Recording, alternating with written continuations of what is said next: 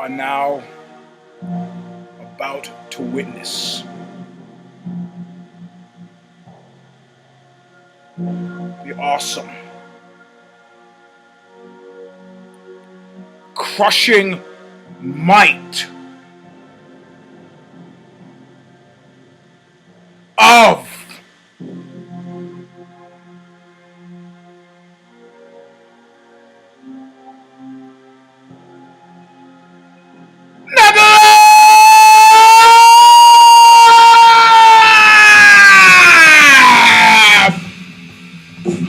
Didn't think I was gonna make it, did ya?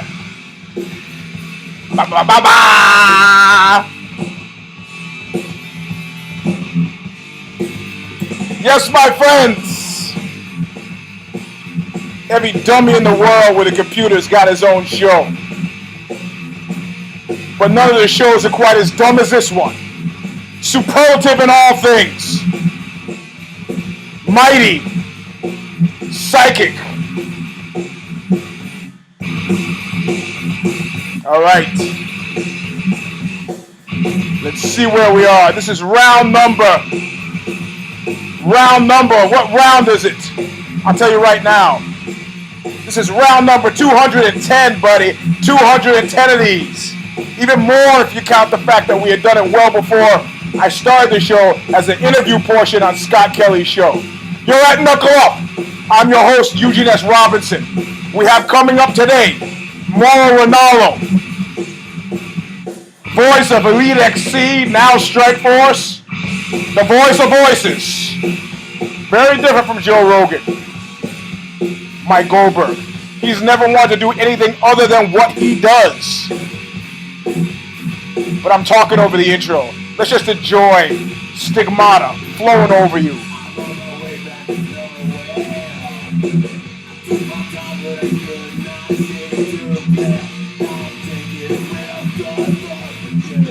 I'm taking a real good look at your face. Be a payback in full. Always nothing. Always nothing. Well, here we go. Round number 210. I am your host, EUGENE S. Robinson. I have news for you. The TV show that's being pitched with me as a host, 30-minute TV show on not just on MMA, kind of a TV show version of my fight book, Fight, or Everything You Ever Want to Know About Ass Kicking, or Afraid to Get Your Ass Kicked for Asking, kind of an omnibus show, a variety show of fight-related topics, is now wending its way through Hollywood, the pitch finally having been completed after 2 months. After 2 months of trying to fuck around with different names that they thought would work, came back home to where it all began. The pitch is being framed for a TV show called Knuckle Up. You know? All purpose, it works for the radio, it works for TV. Technically, though, this show hasn't really been radio, solely radio, for a while. I mean, people come to Combat Music Radio to listen to it, but we've tried the video format. You seem to like it. You know, I mean, it's a little more difficult for me to do.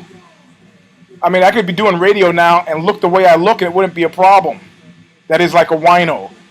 Now having the visual portion of it, you got to see me. It's like, damn, Eugene, what happened to Mr. Photogenic? What happened to Mr. Photogenic is that, much like NICK DIAZ, he has left the building. I'm busy. Sometimes you don't have time to shave. Anyway, we got him coming up right now. So let's see if I can make this work. It's complicated. My relationship with Mauro Ronaldo is complicated. We have 4 minutes to get him on the air. We're going to give it a try. Let me explain a little bit to you about Ronaldo, which I kind of went. Well, maybe I don't want to give a lead in, because last week we got stood up. So I got an idea to prevent total embarrassment. Let me. I got a plan. I'm going to call him from the line, from my bat line. Let's see if I get his number here. He's back east. And here we go. No, not back east. He's in Canada. So let's do this. I'm going to call him, and you're going to have to put up with this.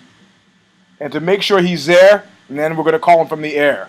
So instead of going gorilla on this guy, because I don't think it'll work, I just want to go, I'll do a two-step. You'll have to watch me talk. Yeah, that's my Skype.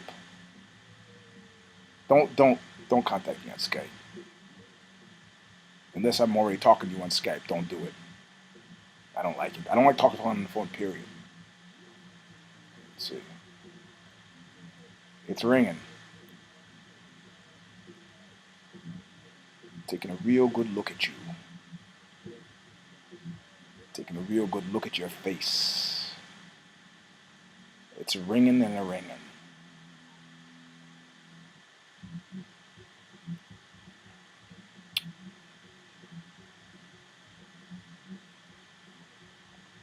He's got a great radio voice. It's full. It's full. How do you like that? How do you like that? Now I gotta text the guy. I'm sorry to make you go through this. Oh. Yeah, I already have a text to him. I'll just repeat that text that was there. We have, I'll just say interview now. Stop fucking with my brain. That's a lyric to the song. So I text the guy, whatever. We'll see if he gets back to me. I'll leave the phone here so I can see it. Anyway, on round number 210, the biggest news that we have of the day, of course, is the whole NICK DIAZ thing.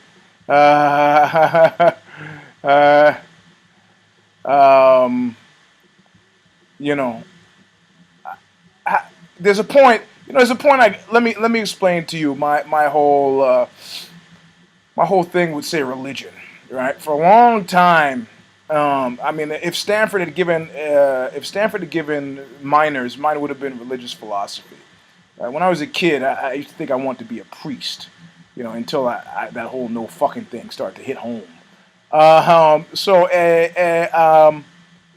the Life Examined is one that I had some favor for, and I said, look, just because people use hammers to kill people doesn't mean that you can blame the hammer, And at one point I was talking to Rollins, and Rollins said something incredibly, curiously enough, perceptive. And he said to me, you know what? Anytime people start talking religion, I've noticed that the road always ends in one place. It always ends in one place. And so I started to think, he's got kind of a point there.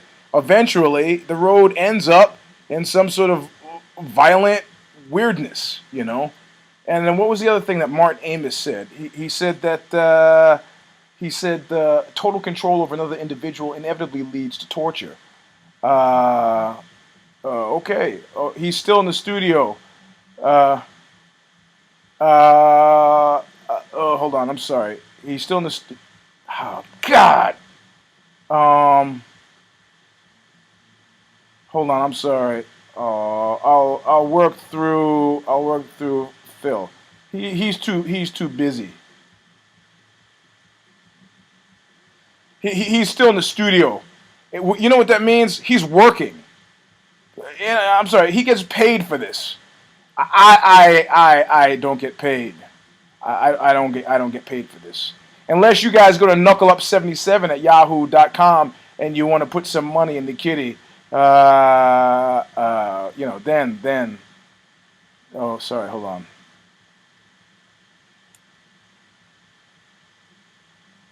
So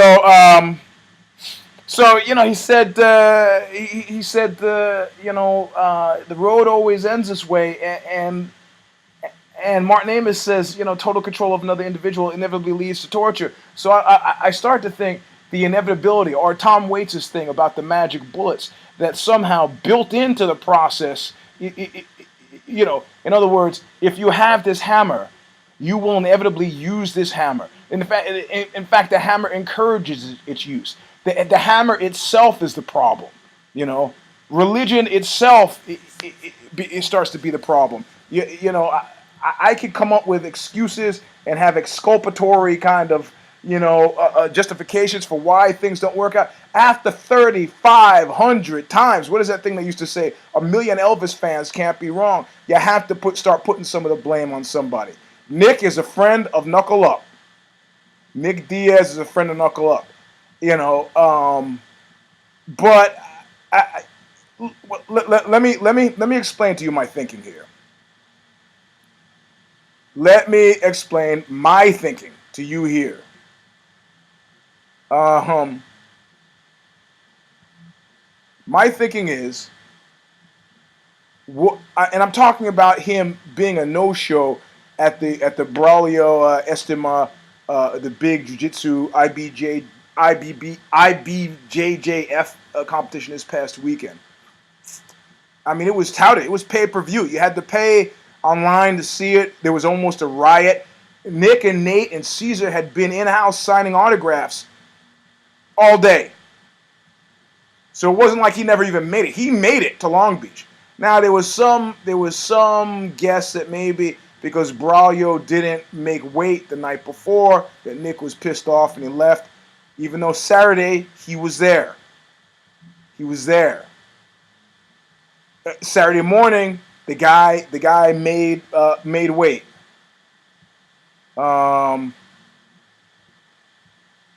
moral Ronaldo just says thanks and sorry. It's all right, whatever. Get you next week. So there is one justification for doing this. It wasn't the weight, because the guy made the weight Saturday morning and Nick was there Saturday signing autographs. What would cause me, Eugene Robinson, to say, fuck you, I'm done here? What would cause me to do that?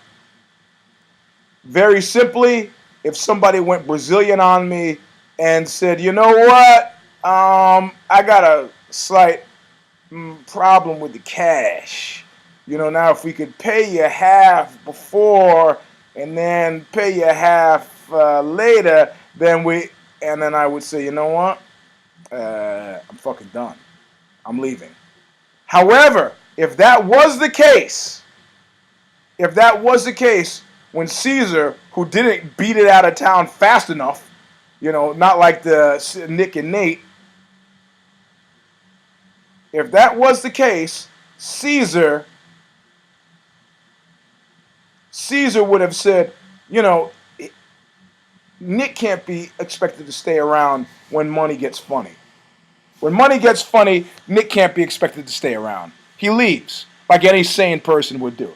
If Caesar had that to say, he would have said that right away instead of, I don't know where Nick is.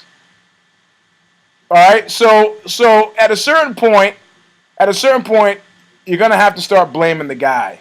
And I think I've reached that point. I'm a fan of Nick's. I'm a fan of the Diaz's. But you know what? And I have to say something else. Nick doesn't owe me anything. Doesn't owe me an apology. I'm not looking for that. I'm not one of these apology mad Americans. Because I know this is not worth a good goddamn saying sorry. It's sort of some of the weird ritual humiliation that makes people like you like to see him crawl. But you'll never really forgive him. So there's really no point in doing it. So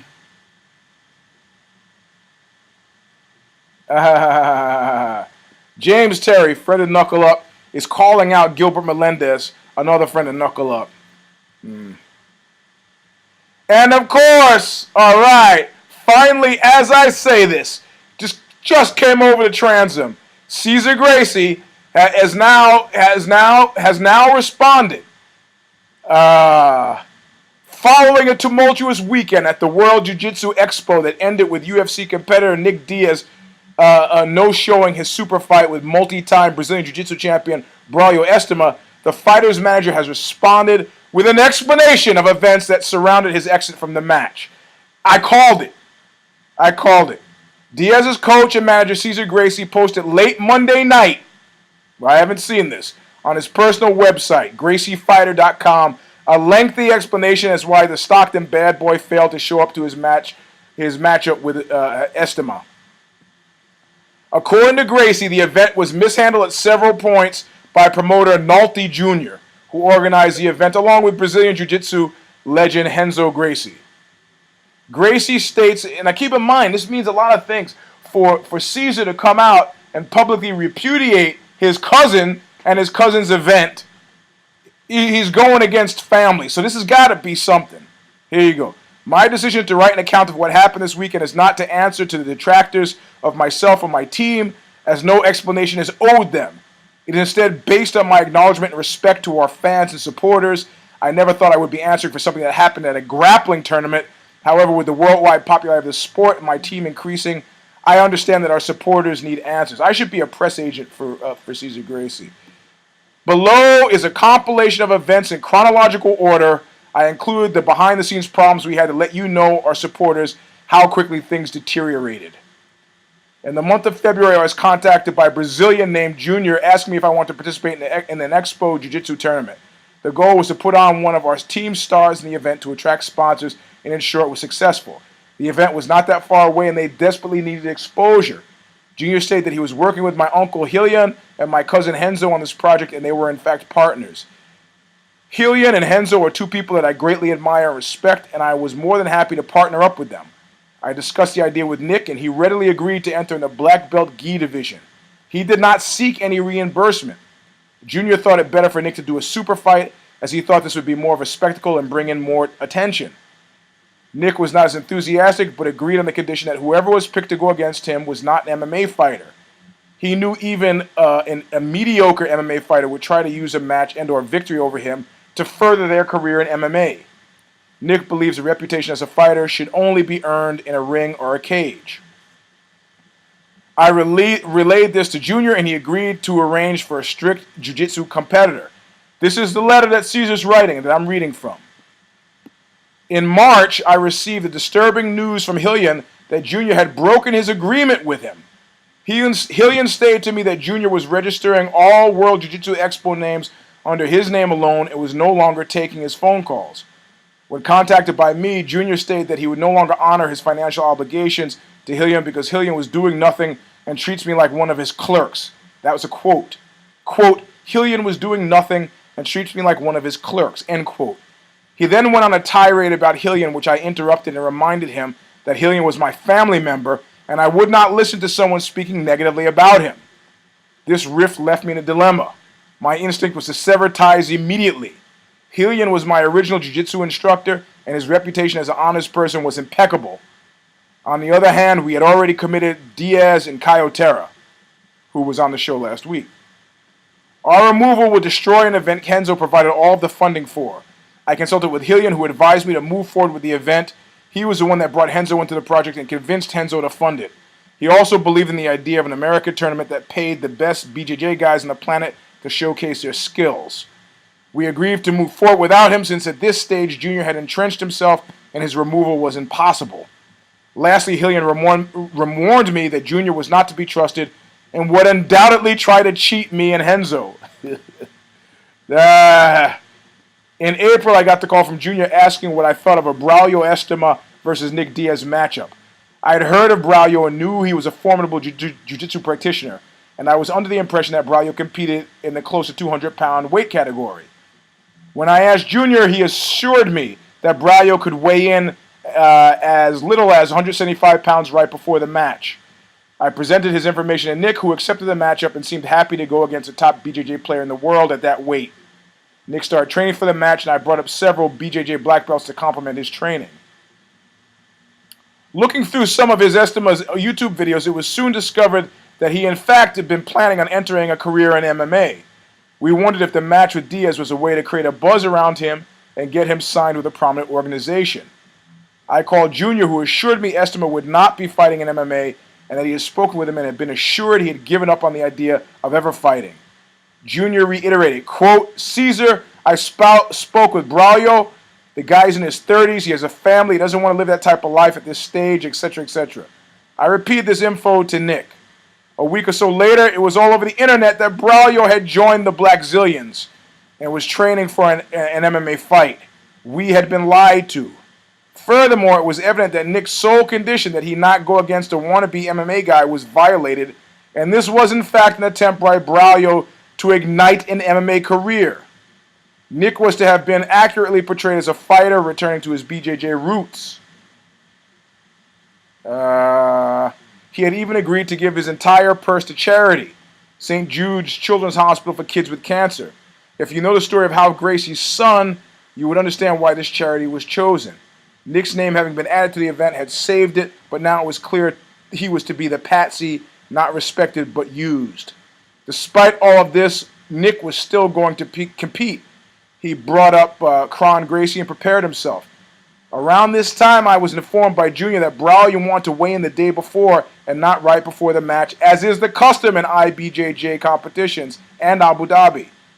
At the time, Nick was about 186 pounds, so I consented to both guys weighing in at 180 pounds the night before. Nick boarded a plane on Friday for Long Beach, having cut 6 pounds for the weigh-in that night. On his way there, I got a call from Junior telling me Braulio would not be making weight. Caesar, this is a quote, Braulio is complaining about the weight cut. Can we have him weigh in tomorrow? He can't make the weight tonight. How about 185 in the morning? Nick arrives in Long Beach to the news that there will be no weigh-ins that night.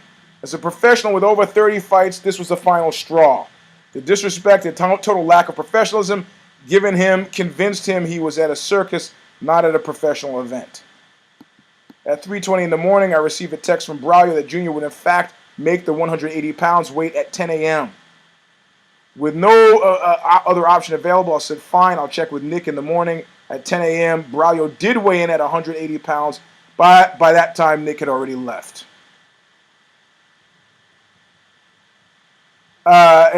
Caesar then concludes with, as a Brazilian, I love Brazil, but not all things Brazilian.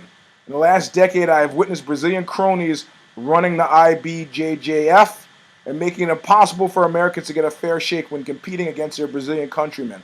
These cronies have instituted rules to where if you miss weight by even half a pound, you were disqualified and not refunded your entry fee. True. They gladly keep your money and treat you like crap in your country because they can. One of these cronies, Junior, decided to bend all the rules for Braulio Estima and treat Nick Diaz like crap. Sorry that didn't work out here. As for Braulio, I still respect him as a great BJJ artist. As far as calling Nick out for an MMA fight, he knows that's impossible because Nick is signed with the UFC, and in MMA you have to make weight when they want you to, not when you want to.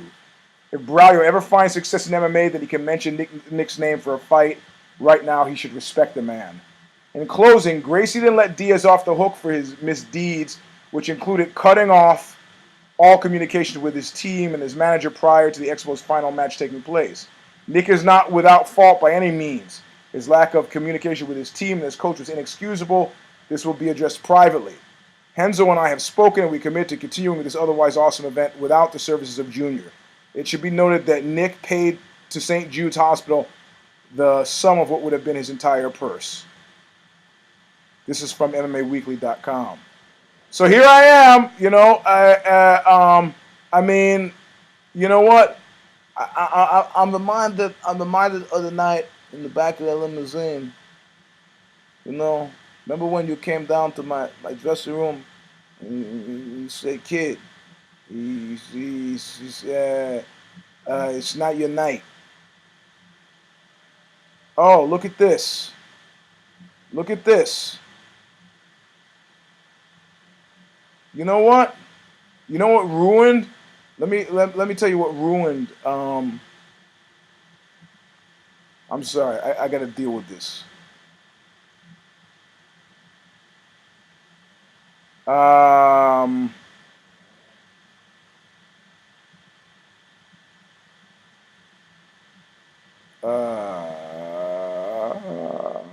No, that's it. Anyway.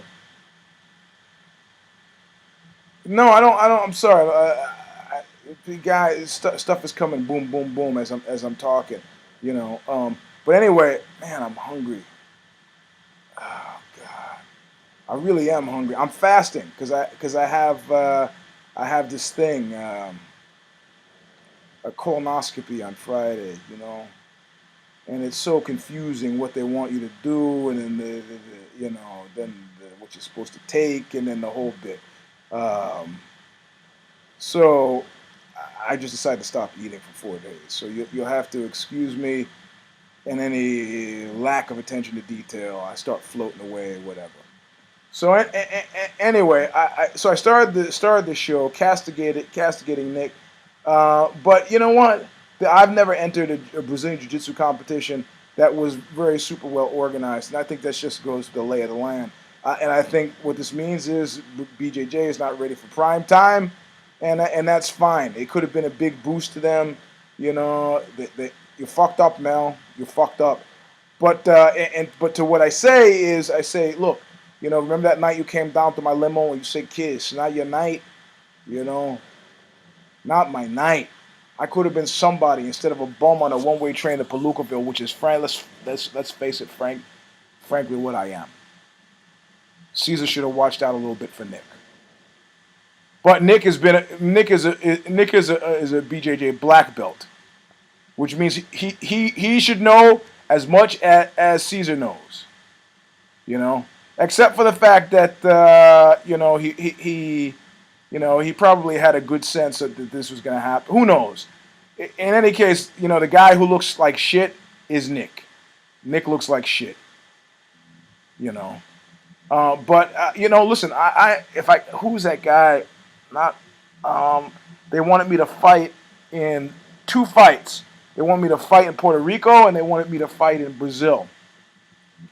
And in one case, remember that one case I was telling you where the guy just told me, go over to the airport, they'll have your ticket there. I can't remember. He got busted for steroids. I've been trying to. There's an F in his name and a P in his name. I can't remember. He's a famous fighter somehow. So this was a Brazilian event. You know, Caesar can say it. I probably can't. I'm sorry. The thing is so jiggly. I can't hold it up. Something you don't hear me say too often. I can't keep it up. The computer, I mean. I'm tired. I'm really hungry and I'm really tired. So anyway, so Nick comes out of it looking like a goat. He donates some money to charity. All people remember is that he didn't show up. And Estima is trying to build his MMA career on the back. You know, this is a black eye for the sport. It's probably a black eye for Nick, you know, but it's now certainly with Caesar's response. And, you know, Caesar's a clever guy, but he's a clever guy, but this is... this is, I think, beyond... I think he's clever, but not clever enough to cook this up. So I think it's legit. But anyway, look, I gotta go. How long have I been on this show? It's half an hour. All right, you know what? I'll try to finish it later. I had to give Nico Jackson a ride to the tow yard. That's where he was last week. His car got towed. Unpaid tickets. I had to drive him to the tow yard, so we're gonna try to get him in later. But this fasting thing is killing me. You didn't need to know really about the colonoscopy. I'm sure you could make the rest of your day quite nicely without hearing about my colon. But anyway, let me get to some stuff. I'll edit this together. I've been having a chance to edit it together, and we'll pick up with the whole Nick thing, as well as the fights this weekend: Korean Zombie, Dustin Poirier. How this season The Ultimate Fighter is a complete and total not interest to me at all. And we'll talk some more about BJJ, because I think it is poised to actually to break big, but they got to get it out of the hands of guys like Junior. We're talking about João Perini, the one who did my first submission fighting tournament that I took second place overall, first in my class, and that was sort of run poorly. But you know, I mean, you should be able to go into a fight and get 5 fights. Of course, you know, this is when I was younger. I should have been able to easily do that. But anyway, I'm rambling. We'll see you I'm going to take a short break. It'll be indiscernible to you because I'll edit it together. So it'll just be like, he's in a light room. He's in a dark room. He's in a light room. He's in a dark room. Where's he going? We'll see. Anyway, all right, I'll talk to you in a... I'm stopping now. And through the magic of editing, I'll come back 1 second later. But it really, 4 hours, like God's time, has elapsed. But we'll talk more about the fight game. You may not be able to tell a difference. I may have edited this so skillfully that you have no idea what just happened. Much like large chunks of the rest of your life. Just having no idea what happened or where it's going or why. Do you realize? Yeah, you know what everybody's been telling me lately? Everybody's been telling me, Eugene, you got no reason to be depressed. And somebody said most persuasively, so you do realize, of course, that there are people whose lives are out there, people known to you, people in your social convoy whose lives are fractionally worse, are significantly worse, are fractionally as good as yours, and you don't hear them whining. Or if you do hear them whining, they may have something to whine about. Or you whining makes them, doubles their burden. Like I tell my kids, if we're all hiking and the hike is miserable and terrible and you're complaining, who has a greater burden to bear? I got a terrible hike and I got to listen to you. Parenting, Eugene style, brain twisters. So in this instance, I will stop complaining. In any case, what I did was edit this together with the other. Mauro Ranallo was stuck in the studio, bumped us again, second week in a row. I might have to remind Mauro Ranallo that he is just a voice. Or as a sports agent extraordinaire Sal Russo once said to a departing girlfriend, "You're just an email address to me."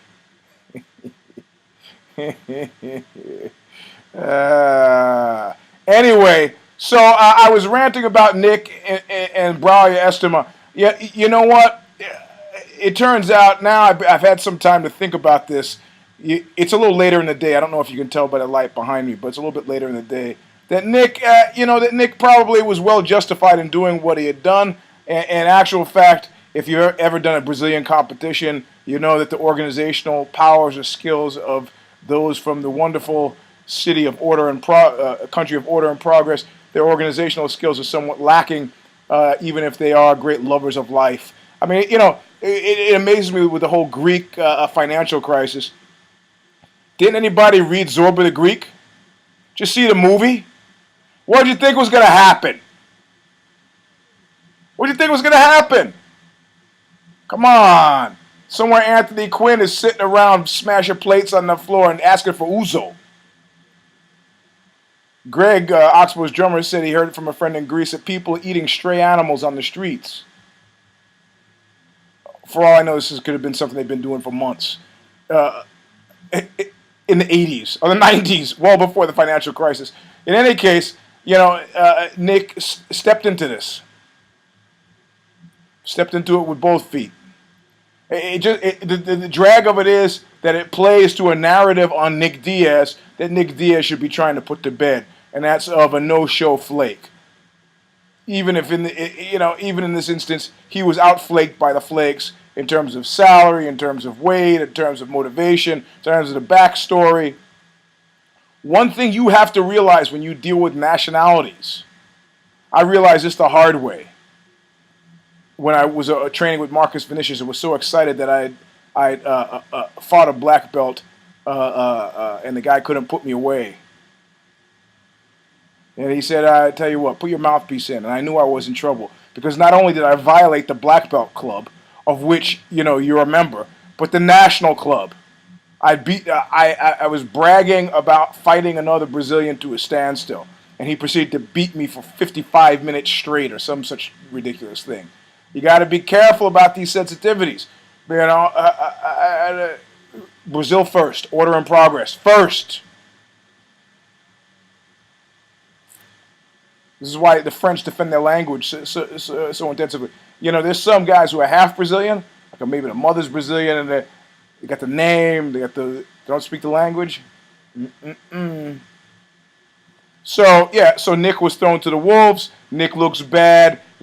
And now Braulio Estima has what he needs, a profile enough maybe to go up to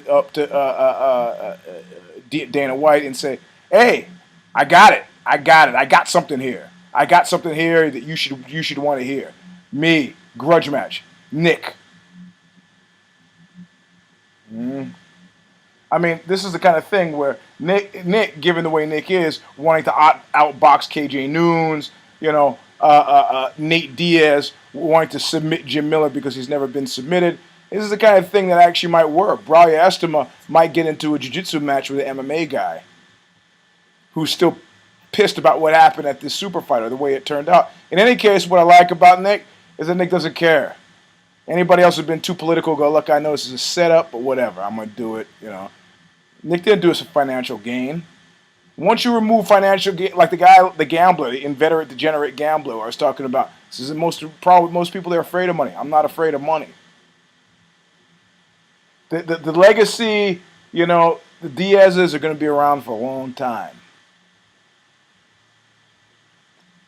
What's concerning to me is what I like to call the Julia Roberts syndrome. And the Julia Roberts syndrome is, you remember Eric Roberts? Nah, you don't, do you? He was a huge star at one point in time. Huge star at one point in time, Eric Roberts. His little kid sister came up. Everybody thought it was cute. She did Mystic Pizza. Next thing you know, highest paid actress in Hollywood, Julia Roberts, can greenlight. People say Eric Roberts. You go, who? Hey, isn't that guy who works over at Home Depot? No, the one in the lights section. Isn't that? No, it's not it. We went to high school. Is it the guy who used to lick the chewing gum on the desk? Nobody knows who Eric Roberts is. And if they do know who he is, they don't know who he is from Blockbusters. Now, I don't know about their family relationship, but I know that Julia's not putting him into too many of her movies. He hasn't been in Ocean's 11, Ocean's 12, Ocean's 13. Hasn't been in any of those. He could have been in any of those. I'm not going to. These guys are very close. They love each other. I'm not saying that's going to happen, but I think that the powers that be are looking at the lay of the Diaz land and going, you know, we're going to work with the guy we can work with, and I guess that's the joy of a system based on capital. In any case, enough on the Diazes. Only one of them is a friend of Knuckle Up. I was very happy with Nate's submission of Miller. I think he had him schooled. I think we're learning a few things about a few things. I think what we're learning the few things about the few things is that if you got to reach and you can deliver a punch 5 inches sooner than the other guy, you're probably going to win this fight. Never at any point was Nate in trouble, just like never at any point was John Bones Jones in trouble against Rashad Evans. That's a guy whose head I'd like to be in right now for no other reason just to see the soul searching and the crying and the soul searching that's going on. My eye might be swelling. I got punched in the eye today. Yeah, I know what you're thinking. I don't want to hear it. It's like that guy who came up to me in Virginia. I want to tell you a racist joke. Yeah. Can't give a black guy a black eye. I'll kill you. Anyway. News-wise, what's happening? What did we just miss? Just miss last night after you view this Young versus Poirier. I can't pronounce his name, but that's not what I'm going to talk about now because I think I might get results on the show before it's done. Ultimate Fighter, Fighter 15, episode 15, which I've all but ignored. I mean, I don't have TV anyway, so it's hard for me to pay attention. But sometimes, even outside of the semen eating and the urine drinking and the upper deckers and all they're all derivations of Real World, MTV's Real World. The first season, every show's got a Puck. Yeah, you might be too young to remember Puck. And the fact that Puck's career has worked out so well for him has been a testament to something or other. Anyway, did I mention I'm fasting? I'm going to blame everything on that. And did I mention that I've been diagnosed as having Gilbert's syndrome? Gilbert's syndrome. Also known as Gilbert's syndrome. It means that I produce a little bit too much bilirubin. Or we can just cut that in half. Bile. I produce too much bile. I don't know what this disease means. But in terms of my approach to the real world, it means just about anything I need it to mean. Eugene, could you pay me back that money you owe me? Yeah, I'd like to, but I got the Gilbert syndrome. Eugene, could you, get out the keys to my car? You had it for a month. Yeah, I'd like to help you, but I got the Gilbert syndrome. And on and on and on. So anyway, let's get back to the fight game because that's what we're here for. And there's been a lot of fighting that I missed. Nate Diaz, Jim Miller, great fight. But the Ultimate Fighter, the show that I haven't been paying attention to, Which I guess I should because it's gone to FX. The viewership has been down. Uh, 3 consecutive weeks, less than a million. 954,000, 948,000, 929,000. What? I, I don't know what this means. I tell you what it means to the people who are sitting in boardrooms with sheets of accounts payable and accounts receivable in front of them. It means that they can't charge as much for ads. And if they're not charging as much for ads, they're not making as much. If they're not making as much, they're thinking about curling or biathlons or anything, to any sports related stuff. I mean, they're degenerate sports guys. Scott Kelly, he's a degenerate sports guy. I love Scott. Touring with him, it became clear to me that he would watch just about any sporting event, anywhere, at any time, for any reason. His competition's in his blood. He loves it, and I'm very sort of narrow focused. Very narrow focused. But that's me. So anyway, so Ultimate Fighter is down. I've not been paying attention to any of the storylines here, so who knows? And I now know that Dominic Cruz is injured, so he won't even. The season-ending fight with Uriah Faber will not happen. Hold on.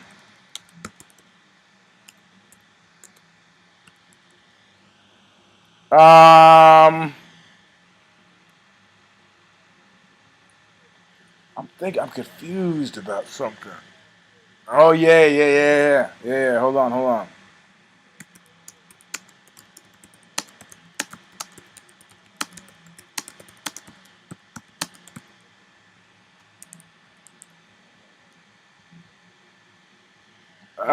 So, man, I'm hungry. I feel like one of those cartoon guys who's stuck on a deserted island, and like every time he looks at one of his friends or something, every time he looks at one of his friends, he like sees like the guy looks like a hot dog, you know, you know what I mean? It's like it looks like a hot dog or a hamburger or something like that. It's a Eugene, yeah. I mean, look, I could make it to Friday. I think I'll make it to Friday. And then the ass camera. That's why I'm waiting until Friday. So anyway, so where are we? Where are we? Fight game. Ultimate Fighter show is down. I'm recording this before we've got the results of the free Fuel TV thing. We'll be able to watch it online by tomorrow's show. But I do know that Rafael Dos Anjos won for the 5th time in 7 appearances. Submitted Kamal Shalaris. First round rear naked choke. Oh, boy. That doesn't feel good. 40 seconds into round 1. Man, oh man. Try to explain that to the folks back home. Cracked the Iranian with a head kick, trailed him to the mat, and cinched the choke for the finish. It was the quickest stoppage of the 27-year-old Brazilian Jiu-Jitsu black belt's career, surpassing his 59-second knockout on George Sotiropoulos. It's good. The guy's got movie star looks. It looks like he's bleaching his teeth, though, but, and then there are a bunch of guys from the TV show that I don't watch. I don't care. That's why it's free. Carlos Prater, who I've heard of, who lost. TJ Grant, Nova Unios, Johnny Eduardo, beat Jeff Curran. Jeff Curran, gatekeeper at this point. Francisco Rivera pulled out a win over Soto. Well, that was noteworthy because he's a Tachi Palace guy. So Tachi Palace is where Leopoldo Serral had his stand, his win and his loss. In any case, we got a bunch of fights coming up. We got the fights on Tuesday, May 15th. Young against Korean Zombie against Poirier. Whatever. The 26th, We got Dos Santos versus Mir. This is the fight that Overeem screwed himself out of. June 1st, June 8th, and June 22nd. Fight. We're back in action. For a while there, we had been having fights like all the time, and now we've got it again. So this is good. This is good. I hope I live to see it. I hope there are people hunger striking right now who've gone longer with less food than I have. And I fasted before for 4 days, so I'm not actually gonna lead you to believe that it's difficult at all, because it is not. Not at all. Not at all. So anyway, what other news do we have before I wind this show up? Yeah, this is a bad show. I'm overly dependent on interviews. It's kind of like if I haven't in calories, if I haven't planned, Aaron Simpson is dropping to welterweight, fight John Fitch. He's going to fight a desperate man at fighting John Fitch. John Fitch is trying to stay relevant. The Gil Melendez-Josh Thompson trilogy. This is another fight. This is a sleeper fight. It's a real serious deal. And you don't understand. You have no... These guys know each other, but if Josh Thompson hasn't been in the UFC for a long time. Josh Thompson's been fighting Strikeforce. It's a San Jose promotion. They give him a lot of local love. Josh Thompson has no standing in the UFC at this point. Josh Thompson is fighting for his competitive life. He is fighting for his competitive life. He hasn't been in the UFC since... He hasn't been in the UFC since 2004. 8 years. He lost to Eve Edwards. Eve Edwards gave him a kick in the head, and that was that. Shut him down. Don't know why. What happened? Now, everybody's talking about Gil Melendez as being in the top 3 lightweights. I personally thought without the broken hand that he would have lost that fight against the other friend to Knuckle Up, Gil Melendez. I called it for the other guy. In deference to Gil as a friend, but I'm a journalist first and foremost. I called it for the other guy. Whose name I forget. How can I forget his name? What is that? Forget the guy's name. I'll give you his name in 2 seconds here. Yeah, George Masvidal, friend of Knuckle Up, George Masvidal. Masvidal had a broken hand going into that one.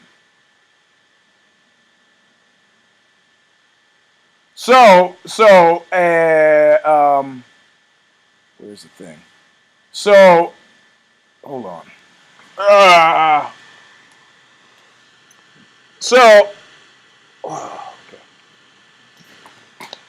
So I think if Josh is out there watching this show, again, Masvidal versus Melendez, he's seeing some opens. Gil is a friend, but I'm talking about my life here. He's still got juice.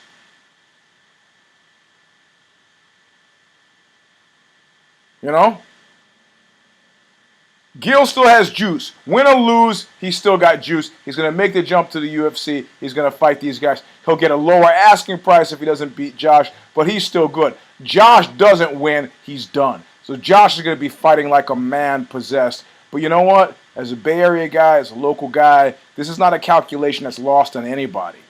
And I guarantee you Gil knows this. Gil will never look as good as he'll look against Josh Thompson. I hope to God his training is in order. And I have to say, they've both been on the show, so they're friends of Knuckle Up.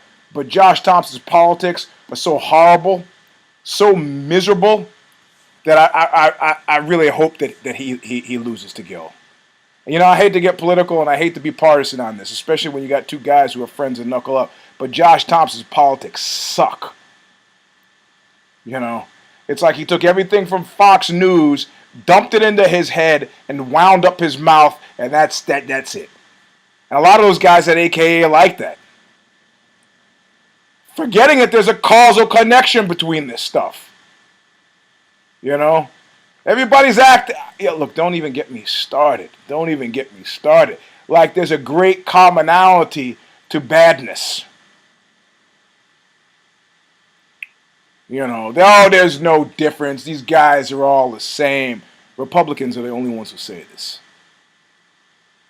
Because if they're all the same, it doesn't matter whether we get the Mormon.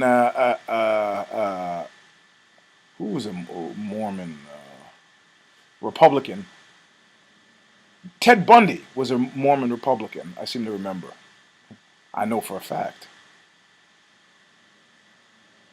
It doesn't make a difference. You know, it does make a difference. It does. It does. It does. I can track my earning power during Democratic administrations, which is not many.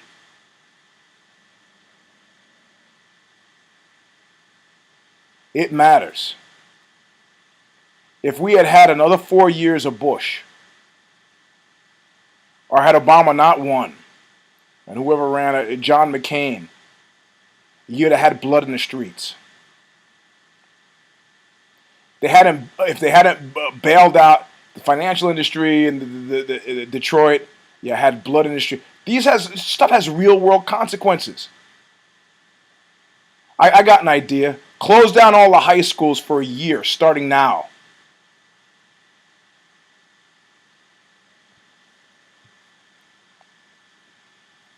And you see if that has any effect on things. Oh, kids can learn anywhere. This is the favorite Republican line. It's not your God-given right to an education. Besides which, I didn't have an education. Look how far I've come.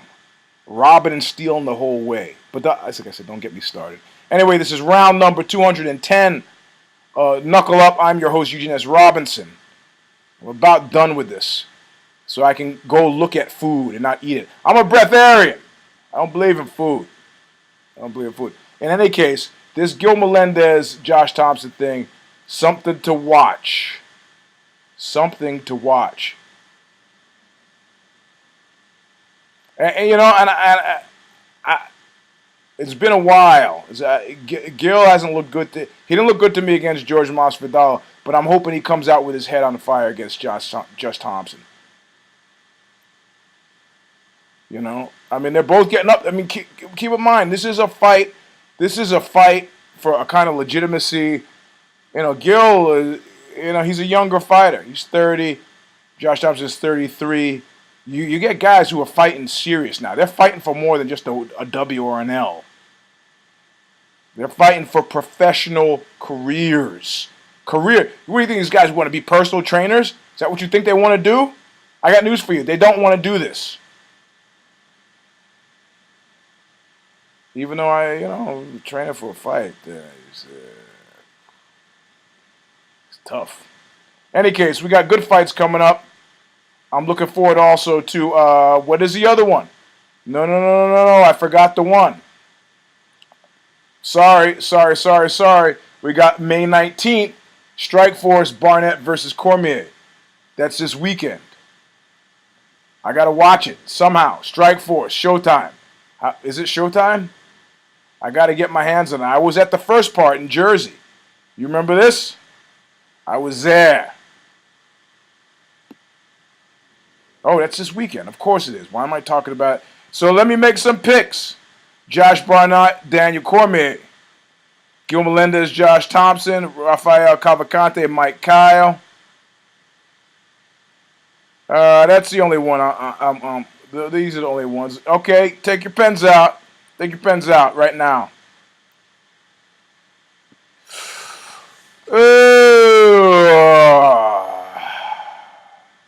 Josh Barnett for the win. Gil Melendez for the win.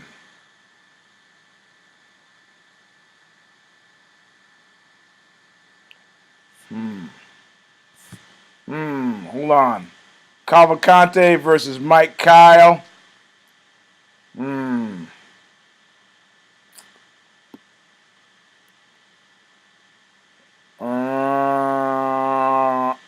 Okay, all right. Cavalcante has lost to Mike Kyle before. That means Mike Kyle is in his head. I'm going to go with Mike Kyle again, even though I don't like that he doesn't return his videos. So those are the four for me. Barnett, Melendez, Mike Kyle. Is that 4? Need help with the math. Okay. Barnett, Melendez, Kyle. There I said it. Could be wrong all over the board, but there I said it. Anyway, that's the show. I've gone way too... Wait, hold on. Yeah, I think that's about the show. It's one of the most boring shows ever, isn't it? It's bored, self-recrimination. So I can keep feeling depressed about stuff.